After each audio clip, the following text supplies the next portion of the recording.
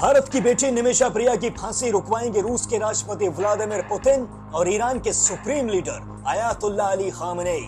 नमस्कार दोस्तों, मैं हूं आपके साथ जुनैद भाटी और आप देख रहे हैं द न्यूज फीवर। जैसा कि आप सभी जानते हैं कि इस वक्त निमिषा प्रिया यमन में कैद है। वो जेल की सलाखों के पीछे है। वो अपनी हर एक सांस को गिन रही है। निमिषा प्रिया को ये नहीं पता है कि कौन सी सांस उसकी आखिरी सांस हो सकती है। निमिषा प्रिया ये नहीं जानती है कि कब दोबारा से उसकी सजाए मौत के ऑर्डर्स आ जाएं, क्योंकि अभी सिर्फ निमिषा प्रिया की फांसी टली है, वो फांसी रद्द नहीं हुई है। यानी कि निमिषा प्रिया पर अभी भी खतरे के बादल मंडरा रहे हैं। किसी भी वक्त ये ऑर्डर आ सकता है कि निमिषा प्रिया को इस तारीख को सजाए मौत दी जाएगी, क्योंकि निमिषा प्रिया की फांसी को कुछ वक्त के लिए पोस्टपोन किया गया है।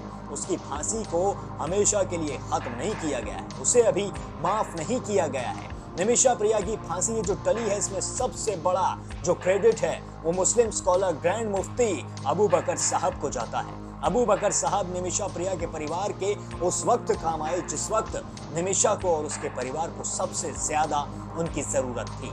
अबू बकर साहब ऐसे मौके पर आए जब वो विनती की गुहार लगा रहे थे। अबू बकर साहब निमिषा प्रिया के लिए एक फरिश्ता बनकर सामने आए और उन्होंने यमन के स्कॉलर से, यमन के धर्मगुरुओं से अपने लेवल पर बातचीत की। अबू बकर साहब ने उनसे कहा कि निमिषा भारत की बेटी है, निमिषा की एक छोटी बच्ची भी है। निमिषा प्रिया अपने घर में एक कमाने वाली है। उसका परिवार निमिषा प्रिया से बहुत ज्यादा मोहब्बत करता है और भारत के लोग भी चाहते हैं कि निमिषा प्रिया को छोड़ दिया जाए। निमिषा प्रिया ने जो भी किया है वो अनजाने में किया। निमिषा प्रिया की इसमें ज्यादा गलती नहीं है। निमिषा प्रिया को मुआफ कर दिया जाए। अबू बकर साहब की बात सुनकर उन लोगों ने निमिषा प्रिया की फांसी को कुछ दिन के लिए टाल दिया है, लेकिन निमिषा प्रिया की फांसी को रद्द नहीं किया गया है। आप सभी जानते हैं कि अबू बकर साहब ने वहां के धर्मगुरुओं से बातचीत की और फिर उसके बाद फांसी टल गई। लेकिन आप ये नहीं जानते हैं कि मुस्लिम स्कॉलर ग्रैंड मुफ्ती अबू बकर साहब ने उनसे क्या बातचीत की।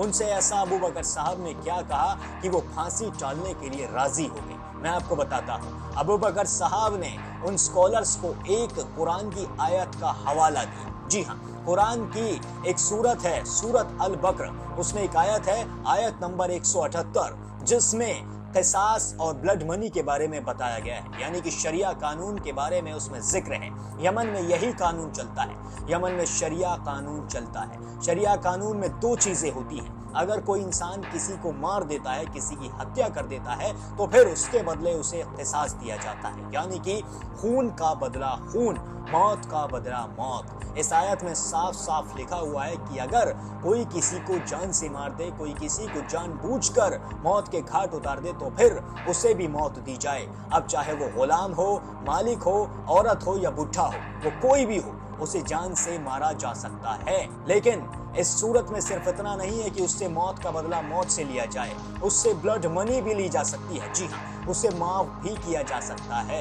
इस सूरत में माफ करने का भी तरीका बताया गया है। इस आयत का ही हवाला देते हुए अबू बकर साहब ने उनसे कहा कि आप इस आयत को अगर पढ़ेंगे तो इसमें यह भी लिखा हुआ है कि अगर पीड़ित का परिवार आरोपी को माफ कर देता है, पीड़ित का परिवार मुजरिम को माफ कर देता है ब्लड मनी लेकर, इसे दियत भी कहा जाता है। ब्लड मनी मतलब दियत। ब्लड मनी देकर अगर उसे माफ कर दिया जाता है तो फिर शायद हो सकता है कि निमिषा प्रिया को छोड़ दिया जाए। लेकिन निमिषा प्रिया पर जिस आदमी को मारने का आरोप है उसका नाम तलाल अब्दो मेहंदी है। तलाल अब्दो मेहंदी का भाई अब्दे रहमान मेहंदी बिल्कुल भी मानने को तैयार नहीं है। तलाल अब्दो मेहंदी के भाई का साफ तौर पर कहना है कि हम निमिषा प्रिया को माफ नहीं करेंगे। निमिषा प्रिया ने हमारे भाई को मार डाला है, लेकिन उसे ये नहीं पता है कि निमिषा प्रिया जब यमन में उसके भाई के साथ थी तो निमिषा प्रिया पर क्या क्या बीती थी। निमिषा प्रिया उस वक्त कितनी ज्यादा प्रताड़ित थी। निमिषा प्रिया पर क्या चीजें उस वक्त बीत रही थी वो ये नहीं जानता है। उसने तो कह दिया है कि तलाल अब्दो मेहंदी का बदला खून से ही लिया जाएगा। थोड़े दिन के लिए बेशक तलाल अब्दो मेहंदी का परिवार शांत बैठ गया है अबू बकर साहब की बात सुनकर। अबू बकर साहब का हवाला सुनकर ये शांत बैठ गए हैं, लेकिन इन्होंने ब्लड मनी लेने से साफ तौर पर इनकार कर दिया है। निमिषा प्रिया के परिवार ने ब्लड मनी की पेशकश की थी। यह ब्लड मनी करीब 10 करोड़ रुपए के करीब बताई गई है और इसे लेने से तलाल अब्दो मेहंदी के परिवार ने साफ मना कर दिया है। निमिषा प्रिया की मां यमन में पूरी तरीके से मेहनत कर रही हैं। वो अपनी बेटी को बचाने के लिए हर हद से गुजर जाने को तैयार हैं, क्योंकि वो जानती है कि निमिषा प्रिया की एक छोटी बच्ची है। अगर निमिषा प्रिया इस दुनिया से चली गई तो उस छोटी बच्ची का क्या होगा? निमिषा प्रिया के पति टॉमी थॉमस का क्या होगा? और अगर निमिषा प्रिया को यमन में फांसी दे दी जाती है तो भारत के जो वहां पर और भी स्टूडेंट्स जॉब कर रहे हैं, जो भारत के और भी नागरिक यमन में काम कर रहे हैं, उन पर आखिर क्या बीतेगी? क्योंकि तलाल अब्दो मेहंदी की हत्या में सिर्फ निमिषा प्रिया ही शामिल नहीं थी। निमिषा प्रिया का एक दोस्त भी इस हत्या में शामिल था, लेकिन निमिषा प्रिया का ये दोस्त यमन का ही नागरिक था। जी हाँ, यमनी ये नागरिक था जो निमिषा प्रिया का दोस्त था। इस पर भी आरोप लगे थे कि इन दोनों ने मिलकर यमन के नागरिक तलाल अब्दो मेहंदी को मौत के घाट उतार दिया।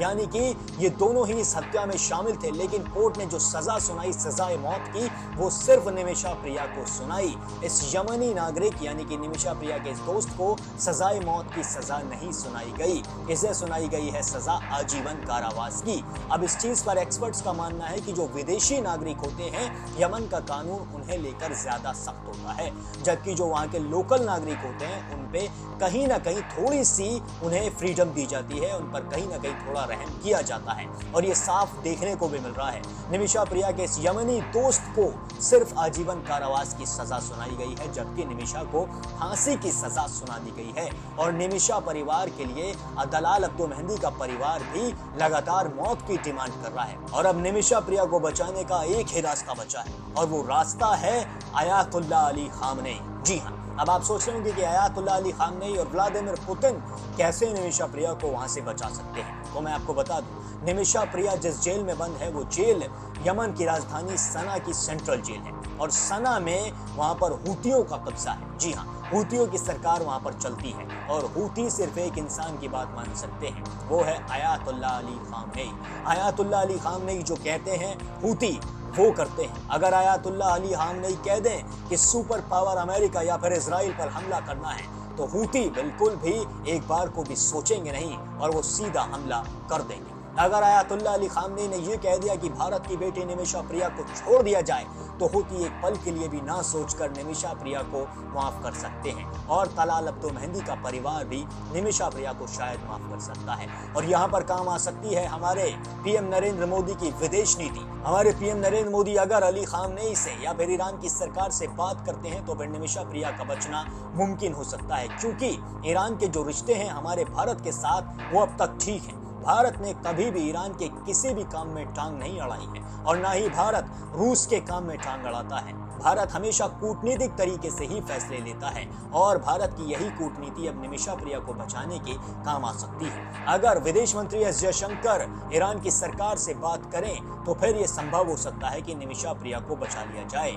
और पुतिन का एंगल यहाँ पर इसलिए निकल कर आ रहा है क्योंकि पुतिन और अली खामनेई अच्छे दोस्त हैं, रशिया और ईरान अच्छे दोस्त हैं। इन दोनों के जो रिलेशनशिप्स हैं वो काफी अच्छे हैं। अगर पुतिन अली खामनेई से कहते हैं तब भी ये साफ हो सकता है कि कहीं ना कहीं निमिषा प्रिया को बचा लिया जाए। अब दो ही नाम हैं, पुतिन या फिर अली खामनेई।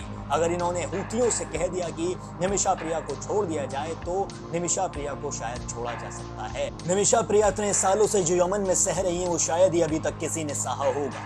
निमिषा प्रिया की एक छोटी बच्ची उनका इंतजार कर रही है, निमिषा प्रिया का परिवार उनका इंतजार कर रहा है, निमिषा प्रिया अपनी मिट्टी पर आने के लिए तड़प रही है, निमिषा प्रिया कैसे भी करके भारत आना चाहती है, निमिषा प्रिया अपने मुल्क में आकर अपने परिवार के साथ दोबारा हंसना खेलना चाहती है। और तलाल अब्दो मेहंदी की हत्या से पहले भी निमिषा प्रिया बस इतना ही चाहती थी कि वो अपने मुल्क कैसे भी करके वापस लौट जाए।